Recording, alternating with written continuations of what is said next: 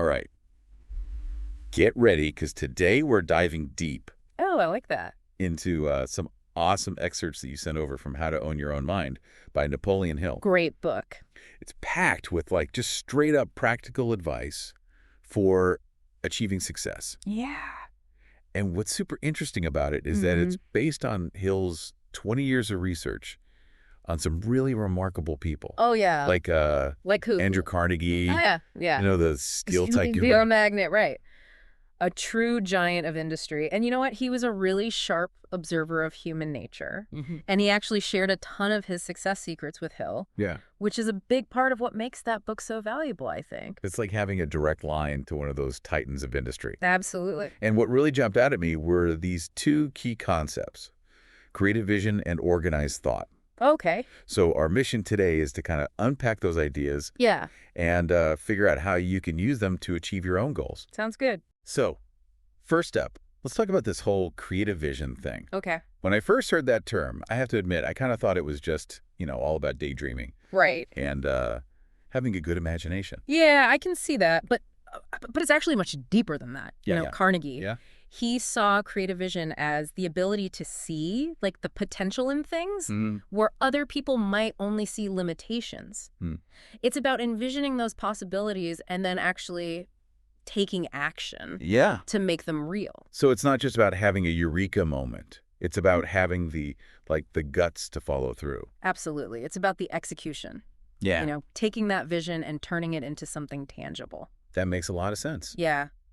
Are there any examples from the book Oh, there are tons. that really bring this idea to life? Yeah. Like, think about Thomas Edison, right? Good. And his journey to perfect the light bulb. Yeah. The incandescent light bulb. Everyone knows he eventually succeeded. Yeah. But what's incredible is Right. that he went through, get this, 10,000 failed attempts 10,000. before he got it right. Oh my gosh, that's just Yeah. mind-boggling. I mean, I think most people would have given up after, 10 tries? Maybe 20? Right. What do you think kept Edison going? Well, that's exactly what makes it such a powerful example of this creative vision thing. Okay. He had this crystal clear picture in his mind of what he wanted to achieve, and he just refused to let any setbacks, stop him. Yeah. He saw every single failure, not as a defeat, Yeah. but as like a stepping stone, a chance to learn and get closer to that goal. So it's about resilience, bouncing back from those setbacks, Exactly. and even using those experiences to fuel your progress. Right. And it's not just about being stubborn. Yeah. It's about being able to adapt, change your approach based on those failures. Makes you wonder how many breakthroughs we're missing out on Yeah, because people just give up too soon. that's a good point. So what other examples did Carnegie share?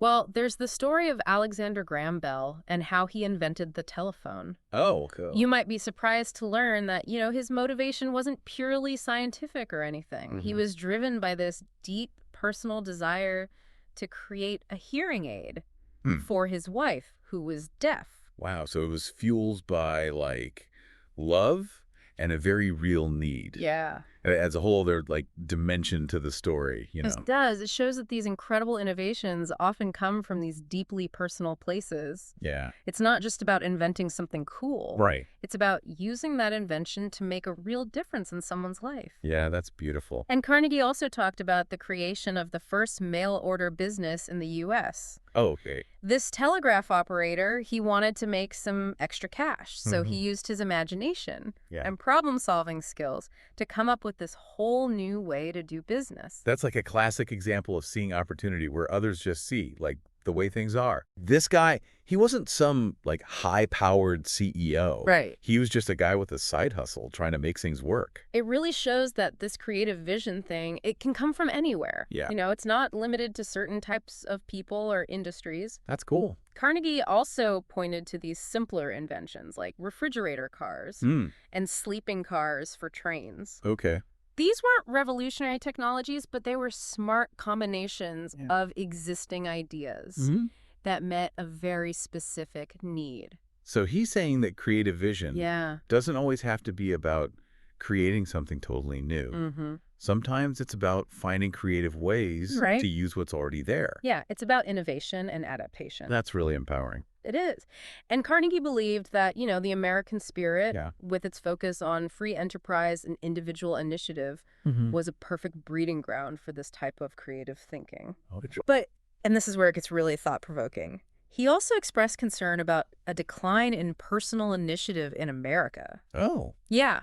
He felt that this growing sense of entitlement could actually stifle creative vision. Wow, that's a powerful statement. Yeah, he worried that people were becoming too reliant on handouts or external support instead of, taking initiative and creating their own opportunities. It's like they were expecting things to be handed to them. Right. Instead of rolling up their sleeves and putting in the work. He firmly believed that true wealth and achievement came from going above and beyond, from pushing yourself beyond your comfort zone. It's that classic, work ethic. Exactly. That's just as relevant today as it was back then. Absolutely.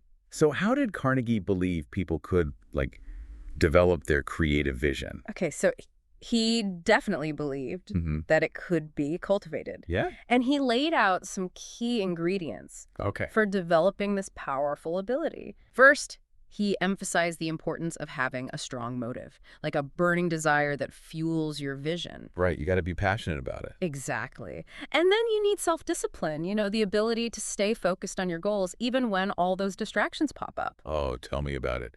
Distractions are everywhere these days. It's so easy to get sidetracked, especially with all the notifications and demands on our attention. Yeah, it's a constant battle. It is. And Carnegie also emphasized persistence. Oh, okay. That refusal to give up, even when you hit obstacles or setback. Right, like Edison with his 10,000 tries. Exactly. It's all starting to come together. Yeah. You need the vision, the drive, The discipline. the persistence. It's not just about dreaming big. It's about having that tenacity to make those dreams a reality. I love it. And did he mention anything else? Oh, one more thing. Okay. He stressed the importance of learning from others. Surround yourself with people who can inspire you, challenge you, and share their knowledge. Like mentors and collaborators. Exactly. You don't have to figure everything out on your own. Yeah. You can learn so much from the successes and even the failures of others. That's a good point. Creative vision thrives in that kind of collaborative environment. Okay, so we've covered creative vision. Now, how does this organized thought thing fit in? Well, if creative vision is like the spark, Yeah. organized thought is the engine, that drives the whole machine. Okay. It's the framework that helps you take that vision and translate it into tangible action. So it's about taking those big dreams and turning them into concrete plans and steps. You got it. Carnegie believed that organized thought involves disciplined thinking. Okay. It's about cutting through all the noise, separating facts from assumptions, Yeah, and focusing your energy on the information that really matters. that makes sense. He called these the important facts, Oh, okay. the ones that are directly relevant to your goals, That's so important. especially with all the information overload we face today. Yeah, it's so easy to get lost in all those details. It is. So organized thought is about prioritizing Right. the information that will actually move you closer to your vision. So I've got creative vision setting the stage Right. and organized thought providing the roadmap. Yeah, I like that analogy. But what's the fuel that powers all of this? That's where belief comes in. Okay. Carnegie was adamant that belief played a crucial role in this whole process. Really? He even used examples like George Washington Okay. and, again, Thomas Edison, individuals who accomplished what others thought was impossible Yeah. simply because they had this unwavering belief in themselves and their vision. So it's like you have to believe it You got it. to see it. Belief fuels action. Yeah. It gives you the courage to take those first steps Yeah, and to keep going when things get tough. I can see that. And this brings us to a critical link between organized thought and habit formation. Oh, habits. Always a good topic, right? And we all know how important they are. Yeah. But think about it this way. When you control your thoughts, you control your actions. Okay. Organized thought leads to controlled actions. Right. And consistent controlled actions create lasting habits. It's like a chain reaction. It is. So we take those organized thoughts, Yeah. turn them into consistent actions, and Yeah. those actions become powerful habits. Exactly. And Carnegie was a big advocate for protecting your mind from negative influences. Okay. He believed that negativity could spread from person to person, Really? almost like a virus. Wow. Like you can catch negativity? In a way, yes. So how do you protect yourself from this negativity virus? He emphasized the importance of choosing your company wisely. Okay. He talked about surrounding yourself with a positive and supportive mastermind group. Okay, so your network is super important. Yes. It's like creating an environment that, supports your creative vision and your Yeah. organized thought. Absolutely. This is really making me think about my own goals and the people I spend time with. That's great. So let me see if I got this right. Organized thought Yeah. involves separating fact from assumption, Mm-hmm. identifying the important facts, Right. believing in your ability to reach your goals, Yes. and cultivating positive habits by controlling your thoughts and being around a good support system. You nailed it. All right.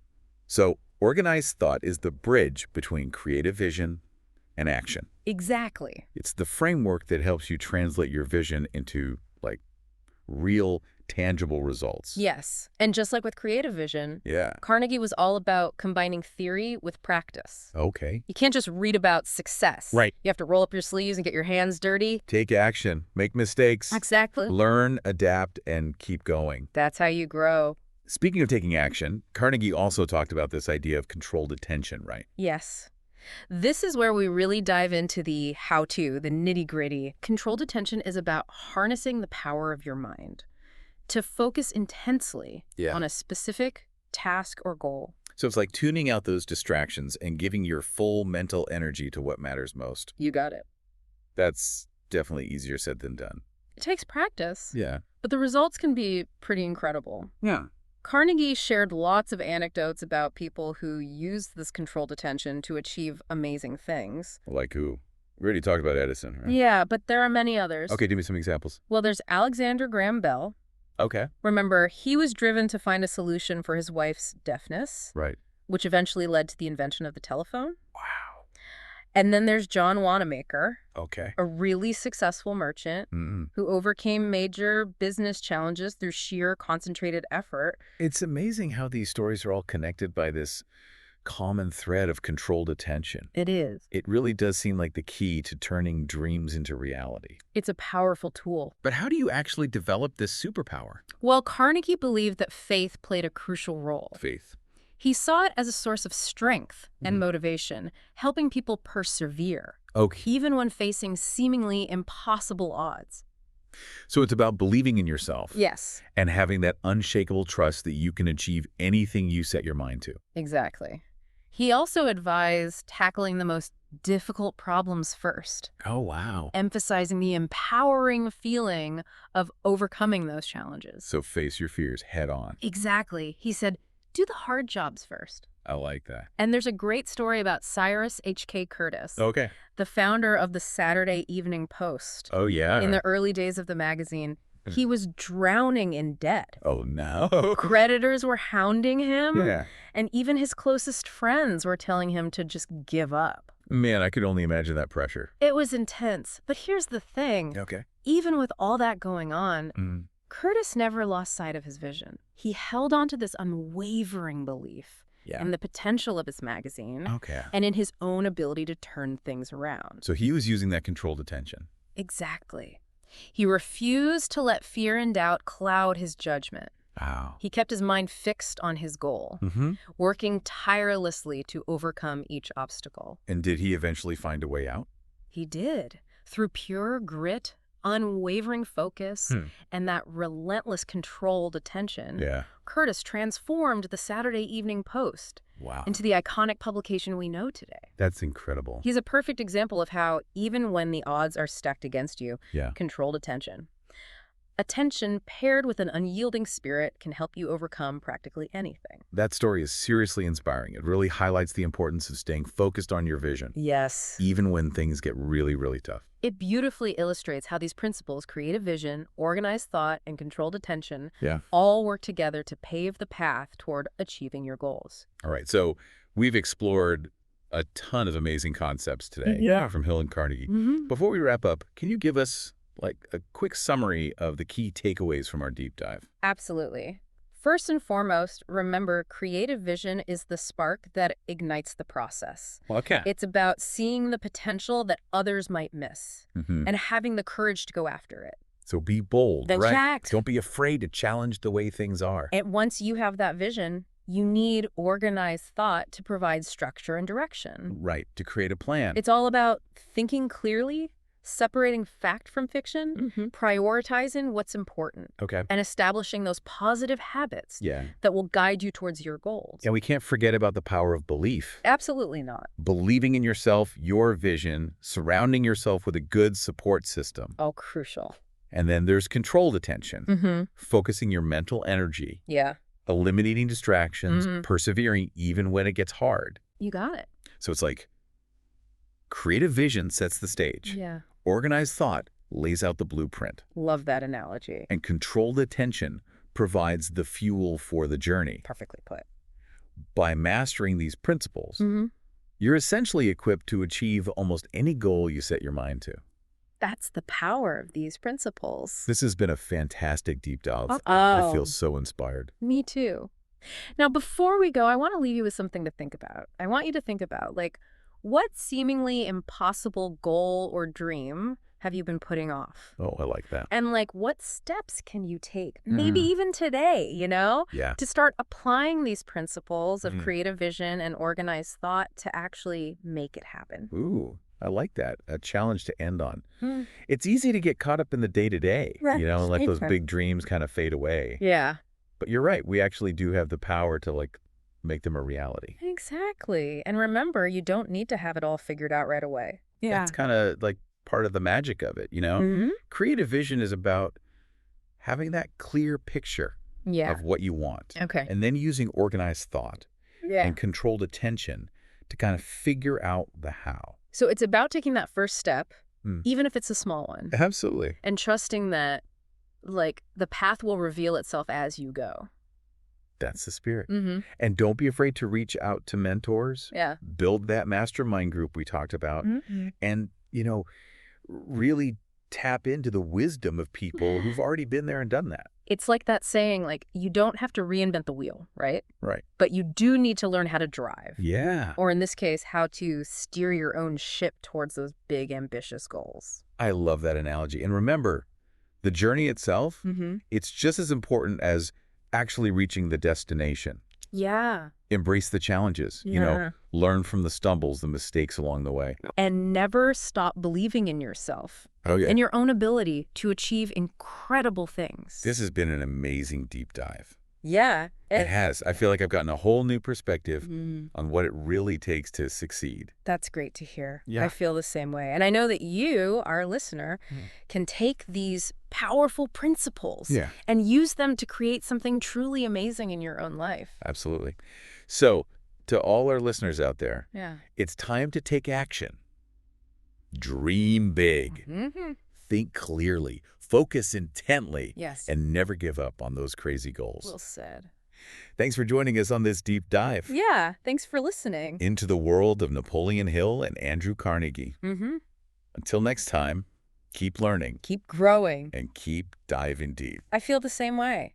And I know that you, our listener, can take these powerful principles and use them to create something truly amazing in your own life. Absolutely. So to all our listeners out there, it's time to take action. Yeah. Dream big, think clearly, focus intently, Yes. and never give up on those crazy goals. Well said. Thanks for joining us on this deep dive Yeah. Thanks for listening. into the world of Napoleon Hill and Andrew Carnegie. Until next time, Keep growing. keep learning and keep diving deep.